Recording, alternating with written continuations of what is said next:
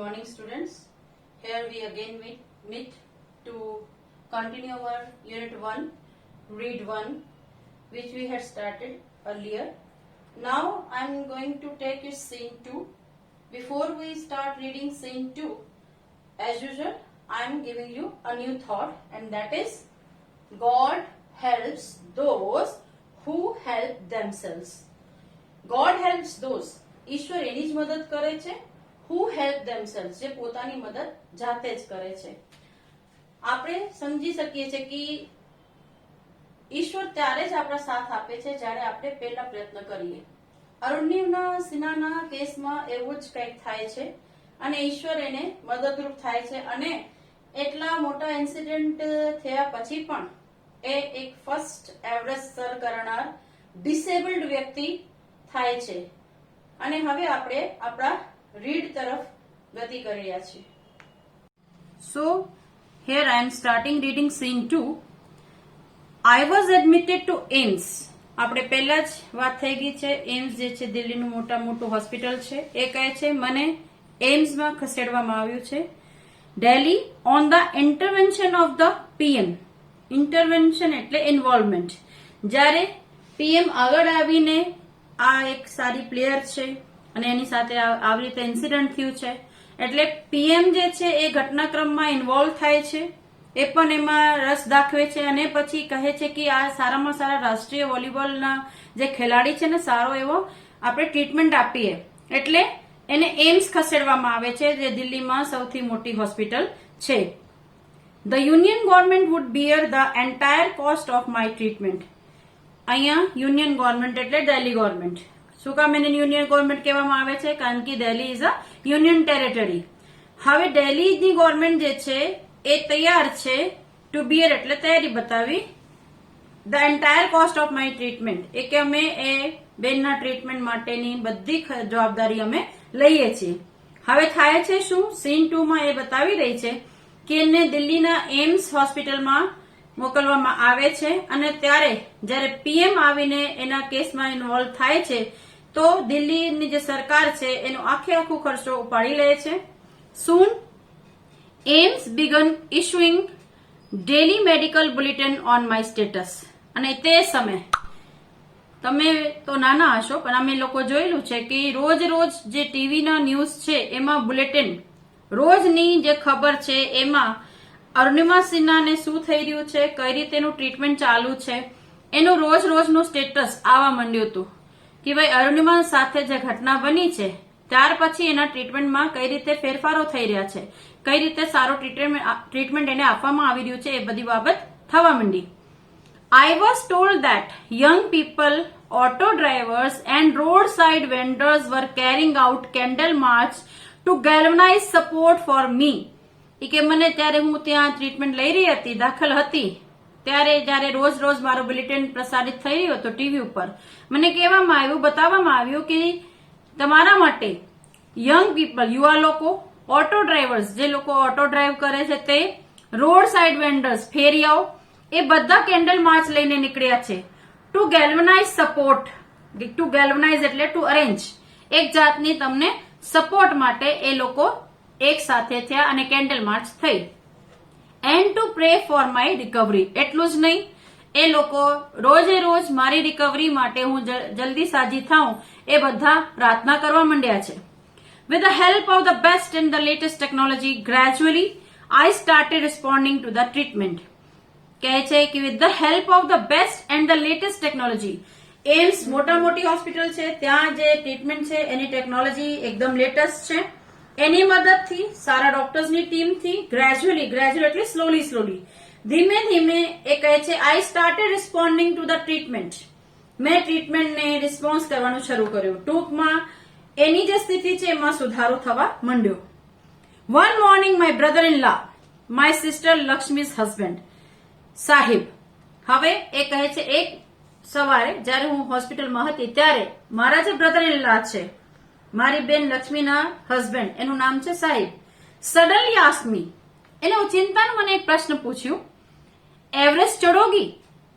એને પૂછે છે કે અરુણિમા એવરેસ્ટ ચડોગી? અહીંયા જો એ શબ્દ સીધું એને હિન્દીમાં જ લીધું છે કે એ મને આવીને પ્રશ્ન કરે છે કે તમે Everest ચડશો. He had just read an interesting piece of information in the newspaper. એ કે એને થોડીક વાર પહેલા જ સમાચાર પત્રમાં એક બહુ સરસ એવો સમાચાર એને વાંચ્યો. ઇન્ટરેસ્ટિંગ પીસ ઓફ ઇન્ફોર્મેશન, ખૂબ સરસ જાણકારી આપે એવી કંઈક સમાચાર એને વાંચી હતી. નો ફિમેલ એમ્પ્યુટી હેડ એવર સ્કેલ્ડ એવરેસ્ટ. બધી દીકરીઓને હું એક વાત કહું કે આજે મેં લીટી હમણાં વાંચી છે, એ ખૂબ જ ધ્યાન દેવા જેવું છે. એ નીચે તમે લીટી કરી લેજો, ઇમ્પોર્ટન્ટ છે. એ જે ઇન્ફોર્મેશન સાહેબ એને આપે છે કે ન્યૂઝપેપરમાં પ્રસારિત થઈ, એ શું છે? નો ફિમેલ એમ્પ્યુટી હેડ એવર સ્કેલ્ડ એવરેસ્ટ. એ કે આજ સુધી કોઈ ડિસેબલ્ડ, એમ્પ્યુટી એટલે ડિસેબલ્ડ, અપંગ, જે પૂરી રીતે શારીરિક રૂપે સ્વસ્થ ન હોય એને એમ્પ્યુટી કહેવાય, જેને આપણે સાદી ભાષામાં ડિસેબલ્ડ કહીએ, અપંગ કહીએ. એ કે આજ સુધીમાં નો ફિમેલ એમ્પ્યુટી હેડ એવર સ્કેલ્ડ એવરેસ્ટ. આજ સુધીમાં કોઈ પણ અપંગ સ્ત્રીએ એવરેસ્ટ સર કર્યો નથી. આઈ વોઝન્ટ એમ્યુઝડ. એ કે આ સાંભળીને મને કોઈ બહુ એક્સાઇટમેન્ટ નહોતી થઈ, કોઈ બહુ આશ્ચર્ય કે એવું બધું ન થયું. I have lost a leg and you are talking of Mount Everest. સામેથી હું એને પ્રશ્ન કરું છું કે મેં મારો એક પગ ગુમાવ્યો છે અને ભાઈ તમે માઉન્ટ એવરેસ્ટ સર કરવાની વાત કરો છો. આઈ started talking to my self. ત્યાર પછી શું થાય છે કે મેં મારી જાત સાથે વાત કરવાનું શરૂ કર્યું છે. તમે પણ દીકરા જાણતા હશો કે જ્યારે પણ કોઈ ખાસ નિર્ણય આપણે લેવું હોય, કોઈ ડિસિઝન લેવું હોય, તો વી ટોક ટુ અવર સેલ્ફ. આપણે આપણી જાત સાથે વાતો કરીએ છીએ, આપણે આપણી જાતને મનાવીએ છીએ, આપણે આપણી જાતના માઇનસ પ્લસ બધા પોઈન્ટ્સ વિચારીએ છીએ. તો એ કહે છે I started talking to myself. મેં મારી જાત સાથે વાત કરવાનું શરૂ કર્યું.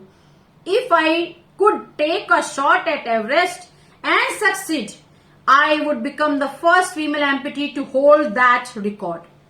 હવે પોતાની જાતને શું સમજાવવાની વાત કરી રહી છે કે if I could take a shot એટલે make an effort, પ્રયત્ન કરું તો, જો હું એક પ્રયત્ન કરું એવરેસ્ટ માટેનું, and succeed, અને જો એમાં મને સફળતા મળી તો, I would become the first female amputee to hold that record.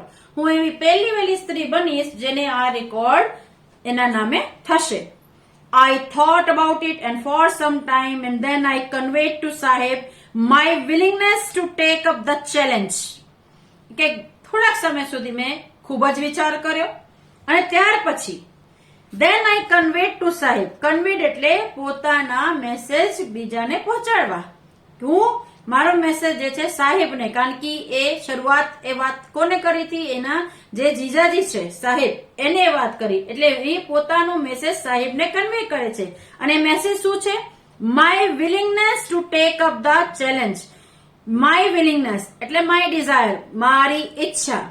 Two take up the challenge. Two take up means to accept, સ્વીકારવું. એ પડકારને સ્વીકાર કરવાની જે મારી ઈચ્છા છે એ મેં સાહેબ સુધી પહોંચાડી દીધી. અને એ પછી શું કહે છે? ઠીક હે હમ કરેંગે. See these words also in Hindi. First we got the word Everest ચડોગી, એ સાહેબના બોલેલા છે. એના રિસ્પોન્સમાં ખૂબ વિચાર્યા પછી અરુણિમા સિન્હા જવાબ આપે છે ઠીક હે હમ કરેંગે, કે હા આપણે એ કરશું. I said I now had something to look forward to. હું કહું છું મારી જાતને અને બધાને કે ભાઈ હવે મને એમ લાગે છે કે મારી સામે કોઈક એવી વસ્તુ છે ટુ લુક ફોરવર્ડ ટુ, કે જેની તરફ હું જોઈ શકું છું અથવા તો આતુરતાથી જેની રાહ જોઈ શકું છું. ટૂંકમાં અ મિશન. કોઈક મિશન મને મળી ગયું છે, એ ગોલ, કોઈ ગોલ મને મળી ગયું છે. એ રીઝન ટુ ડ્રીમ, સ્વપ્ન જોવા માટેનું કોઈ કારણ મળી ગયું છે. ટૂંકમાં જ્યારે એ નિર્ણય લે છે કે એ એવરેસ્ટ જશે, ત્યારે એને જીવનમાં અત્યારે જીવે છે, એક પગ ગુમાવીને બેઠી છે, છતાંય જીવન જીવવા માટેનું એક સ્વપ્ન સેવા માટેનું એક કારણ એને મળ્યું છે, એક ધ્યેય મળ્યું છે, એક મિશન મળ્યું છે કે જે એ પૂરા કરી શકે છે. વોલીબોલ હવે રમી શકતી નથી કારણ કે એક પગ ગુમાવી બેઠી છે, પણ એના હવે નવા ગોલ છે, એક નવી ઉમ્મીદ છે, એક નવો ઉદ્દેશ્ય છે અને એને સિદ્ધ કરવા માટે તૈયાર છે. It was not going to be easy. એક સરળ બાબત નહોતી, એ જાણતી હતી. But throughout my life nothing had come easy. કે મારા જીવનમાં પહેલા એ ક્યાં બહુ સરળ છે, એના લાઈફમાં ક્યાં કઈ વસ્તુ સરળ હતી. She was already suffering. I felt like I was born again. એ કહે છે I felt like I was born again. મને એક એવો અહેસાસ થાય છે કે જાણે કે મારું પુનર્જન્મ થયું છે, ફરીથી હું જન્મી છું. કારણ કે પેલું જન્મનું અંત ક્યારે થયું? When she had lost it her leg. એના પગ એ ગુમાવી બેઠી છે. એને એમ થયું કે જિંદગી ખતમ થઈ ગઈ છે. પણ જેવા આ એક નવા ગોલ, એક નવા મિશન સામે એ ગતિ કરવા જઈ રહી છે, તો એને એમ થાય છે કે જાણે કે એ ફરીથી જન્મ લે છે. Then I started waiting for my artificial limb to arrive. ત્યાર પછી કે હું રાહ જોઈ રહી છું કે મારો જે આર્ટિફિશિયલ એટલે કૃત્રિમ, જે નેચરલ ન હોય, લિમ્બ એટલે અંગ. Then I started waiting for my artificial limb to arrive. ત્યાર પછી હું રાહ જોઈ રહી છું કે મારો જે કૃત્રિમ અંગ છે એ ક્યારે આવે છે. When it finally arrived, અને જ્યારે તે આવી પહોંચ્યો છે, I was overjoyed. ઓવરજોયડ એટલે ખુશીનો અતિરેક હોવું, ખૂબ ખુશ થવું, એને આપણે પ્લીઝડ પણ કહીએ છીએ. The artificial leg felt almost like my real leg. કે જ્યારે મેં એ આર્ટિફિશિયલ લેગ જોયું તો મને બિલકુલ એમ જ લાગતું હતું જાણે કે મારો સાચો પગ હોય. I could hardly feel the difference. કે મને આ બે વચ્ચે કોઈ પણ જાતનો ડિફરન્સ મહેસૂસ નહોતું થતું. I had started falling in love with this stranger. કે મને આ સ્ટ્રેન્જર સાથે પ્રેમ થઈ ગયું. Why she called it stranger? Stranger આપણે કોને કહીએ છીએ? સ્ટ્રેન્જરનું એક સીધે સાદું સિમ્પલ મિનિંગ છે અજાણ્યું. અહીંયા એ પગ એ પહેલી વખત એને જોઈ છે. એને એના વિશે કોઈ દિવસ પહેલા જોયું નથી, સાંભળ્યું નથી. પણ as soon as she see that stranger, that artificial leg, she felt love for it. એને એની સાથે પ્રેમ થઈ જશે. દીકરો, પ્રેમ થવાનું કારણ શું? કારણ કે એ જ એક વસ્તુ છે જે એના સ્વપ્નને પૂર્ણ કરી શકે છે. Whom I was wedded for life. જેને wedded for life એટલે be related to. આખા જીવન મારી સાથે એને જોડી રાખવાનું છે. ટૂંકમાં એ સ્ટ્રેન્જર, આર્ટિફિશિયલ લેગ જે સ્ટ્રેન્જર બનીને આવ્યું છે, હવે હું પ્રેમ કરવા માંડી છું. કારણ કે આ જીવન આની સાથે મારે કાયમ રિશ્તો રહેવાનો છે. I had set my eyes. It's a phrase. Aim at one's target. પોતાના ટાર્ગેટ તરફ ધ્યાન કેન્દ્રિત કરવું એને કહેવાય છે set my eyes. કે હવે હું મારી આંખો જે છે મારા ટાર્ગેટ ઉપર મૂકી દઉં છું. On a mountain. એ કયો ટાર્ગેટ છે? એવરેસ્ટ. એ પર્વત ઉપર. And I needed to prepare myself with the help of this stranger. અને હવે મારે શું જરૂર છે કે હું આ સ્ટ્રેન્જર, આ અજાણી વસ્તુ, આ જે કૃત્રિમ પગ મળ્યું છે, એની મદદથી હું મારી જાતને પ્રિપેર કરું મારા ગોલ સુધી પહોંચવા માટે. Girls, now I am just showing you the words and its meaning which we had seen in our paragraph which I had just finished. First word is intervention. Intervention એટલે involvement. કોઈની દખલગીરી હોય. આપણે જોયું કે એમ્સમાં એને દાખલ કરવામાં આવે છે કારણ કે પીએમ ઇન્વોલ્વ થાય છે. Then to galvanize. To galvanize means to arrange. ગોઠવવું. Amputee. Disabled. અપંગ. Take a shot. આ ફ્રેઝ છે. Take a shot એટલે make an effort. પ્રયાસ કરવું.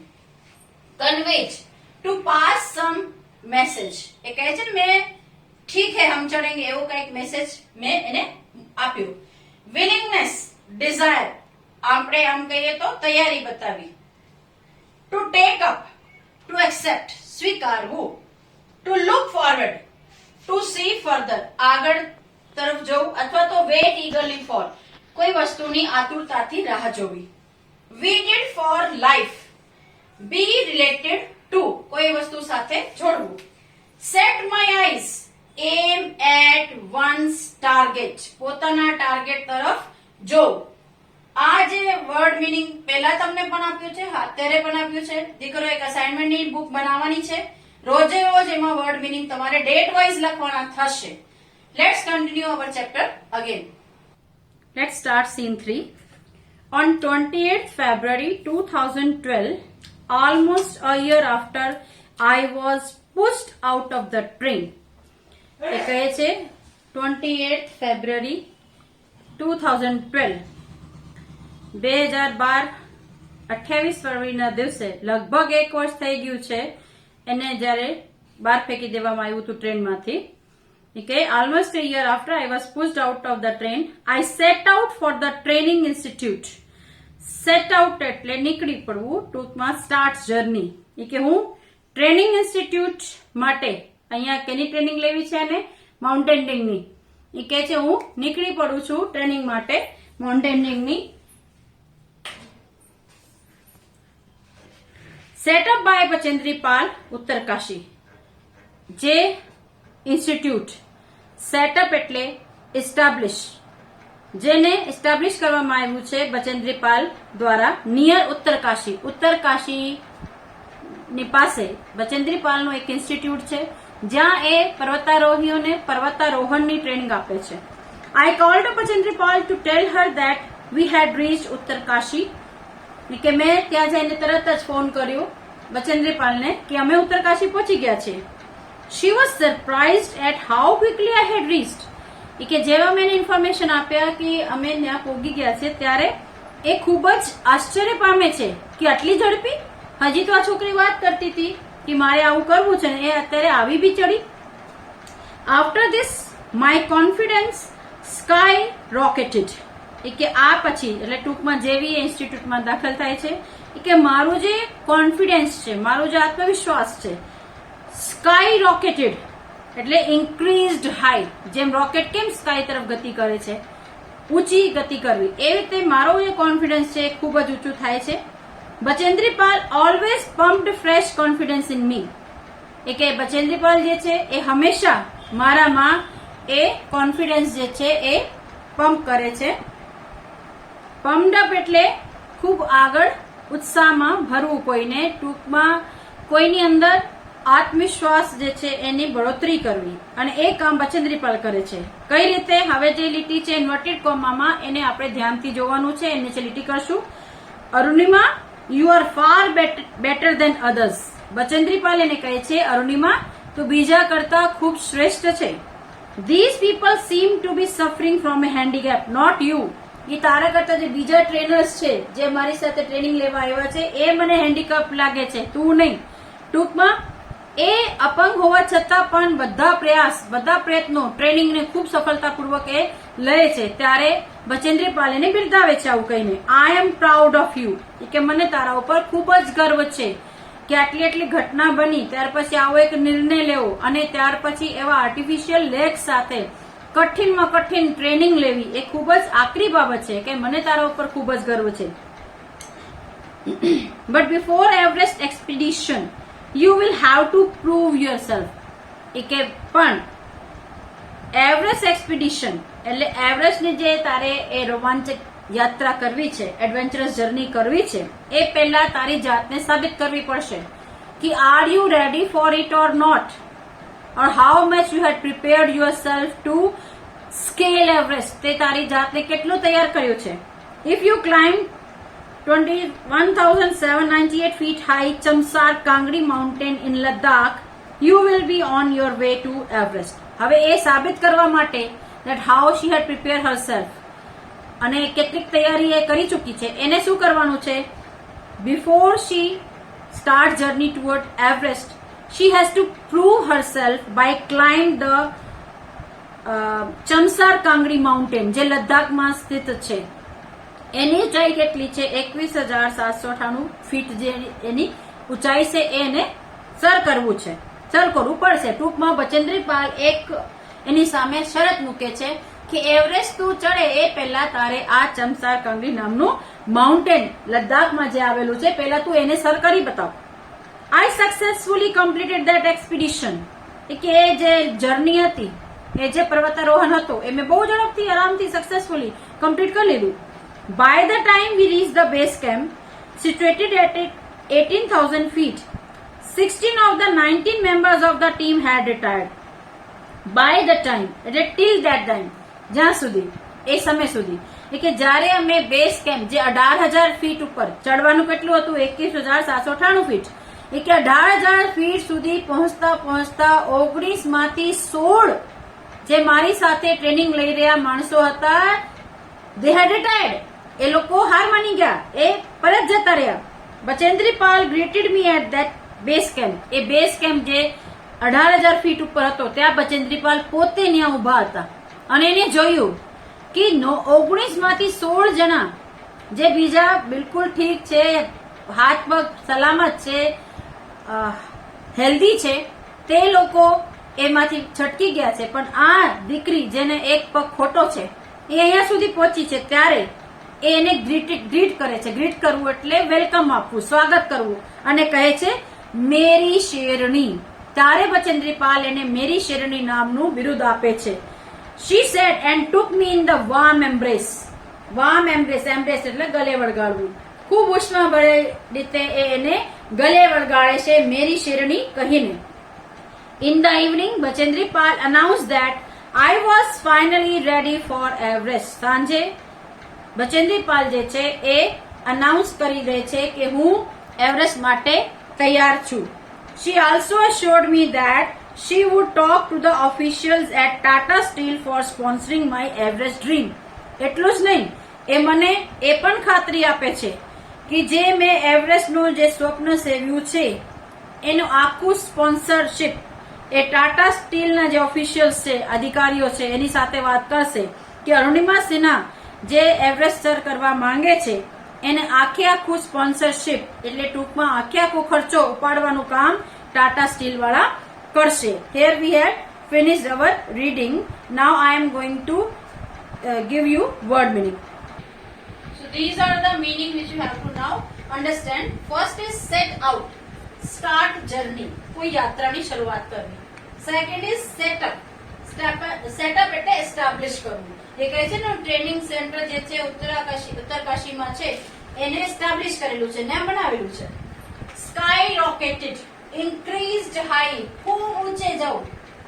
એક્સપિડિશન, એડવેન્ચરસ જર્ની, ખૂબ જ રોમાંચભરી જે યાત્રા હોય છે એને એક્સપિડિશન કહે છે. By the time, till that time, till that time તે સમય સુધી. હવે હું તમને દીકરીઓ અહીંયા સીન 3 ના વર્ડ મીનિંગ આપણે જોઈએ. આપણે આજે 2 સીન પૂરા કર્યા છે. હવે હું તમને અસાઇનમેન્ટ આપું છું. તમારે 2 પ્રશ્નો તમને લખીને અહીંયા આપું છું. એ 2 પ્રશ્નોના જવાબ તમારે નોટબુકમાં લખવાના રહેશે. પહેલો પ્રશ્ન તમારી સ્ક્રીન ઉપર તમે 2 પ્રશ્ન જોશો. પહેલો પ્રશ્ન છે who was Arunima Sinha, what happen to her during Har train journey. એટલે અરુણિમા સિન્હા કોણ હતી અને એને ટ્રેનની જર્ની દરમિયાન એને શું થયું હતું. બીજો પ્રશ્ન છે હુ વોઝ બચેન્દ્રી પાલ, બચેન્દ્રી પાલ કોણ છે અને how did she encourage Arunima Sinha, એ અરુણિમા સિન્હાને કઈ રીતે ઉત્સાહિત કરે છે. Today's lecture we are just finished here.